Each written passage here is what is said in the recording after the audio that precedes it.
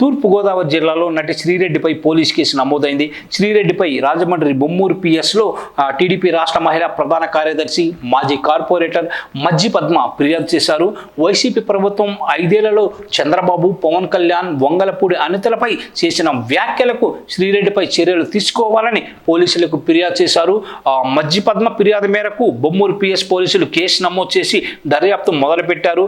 ఇక నిజానికి ఆంధ్రప్రదేశ్ రాజకీయాల్లో ఇప్పుడు సోషల్ మీడియా పోస్టులు కాకరేపుతున్నాయి.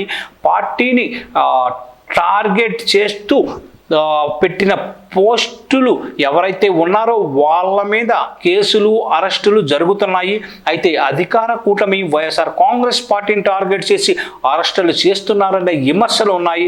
వైసీపీ హయాంలో సోషల్ మీడియాలో అభ్యంతరకర, అనుచిత పోస్టులు పెట్టిన వారిపై కూటమి నేతలు ఫిర్యాదులు చేస్తుండటంతో ఇప్పటికే 57 మంది వైసీపీ సోషల్ మీడియా కార్యకర్తలపై కేసులు నమోదయ్యాయి. తాజాగా సినీ దర్శకుడు రామ్ గోపాల్ వర్మ, నటుడు పోసాని పైన కూడా కేసులు నమోదయ్యాయి. ప్రకాశం జిల్లా మద్దిపాడు పిఎస్లో రామ్ గోపాల్ వర్మ పై కేసు నమోదు చేయగా, గుంటూరు జిల్లా తుళ్లూరు పోలీస్ స్టేషన్లో టీడీపీ నాయకులు పోలీసులకు ఫిర్యాదు చేశారు. ఇక రామ్ గోపాల్ వర్మకి పోలీసులు నోటీసులు కూడా జారీ చేశారు.